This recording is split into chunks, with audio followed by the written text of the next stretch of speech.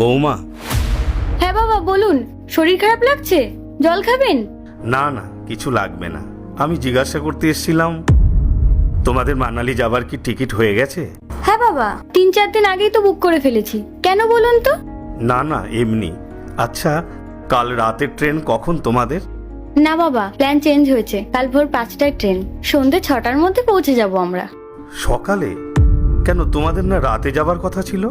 হ্যাঁ, রাতেই প্ল্যান ছিল, কিন্তু আকাশ যে প্ল্যানটা চেঞ্জ কেন করলো জানি না। ও আচ্ছা, ঠিক আছে, তুমি রান্না বান্না করো, আমি আসছি। ঠিক আছে বাবা।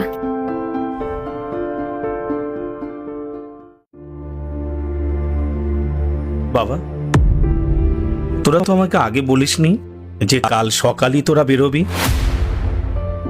বাবা, আমি ভাবছিলাম রাতে বেরোলে না পুরো রাতটাই যাত্রাপথে নষ্ট হয়ে যাবে। তার চেয়ে বরং দিনে বেরিয়ে যাই, তাহলে রাত্রে গিয়ে নিশ্চিন্তে বিশ্রাম নেওয়া যাবে। হ্যাঁ, তা মন্দ ভাবিসনি। তা তোদের সব গোছগাছ হয়ে গেছে তো? হ্যাঁ বাবা, সবকিছুই গোছানো হয়ে গেছে, আর যেটুকু বাকি আছে খেয়ে দে গুছিয়ে নেব। আচ্ছা, ঠিক আছে। বাবা, আপনি খাচ্ছেন না কেন? খাবার তো ঠান্ডা হয়ে যাচ্ছে। হ্যাঁ, খাচ্ছি, তোমরাও খাও, আমিও খেয়ে নিচ্ছি।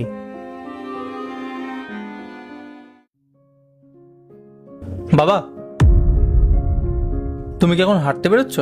হ্যাঁ রে, একটু হাঁটতে বেরোচ্ছি। কেন, তোর কোনো কাজ আছে? না না, তেমন কিছু না। আসলে আমি ভাবছিলাম তুমি যতক্ষণ হাঁটবে ততক্ষণ আমি একটু তোমার ঘরে ঘুমিয়ে নেব।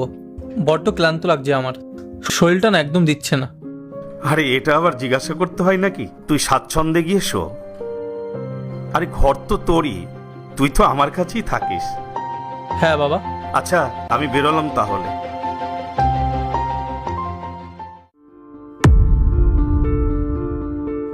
বাবা,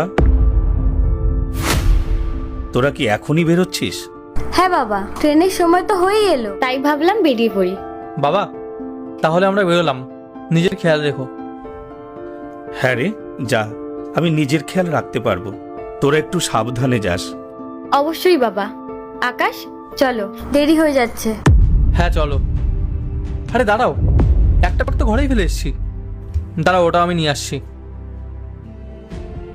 আর একটা ব্যাগ?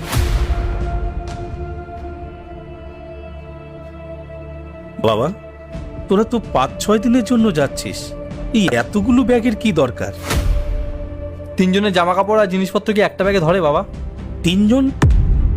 মানে 3 নম্বর ব্যক্তিটা কে? আপনি বাবা, আমরা 3 জনাই যাচ্ছি। আমি?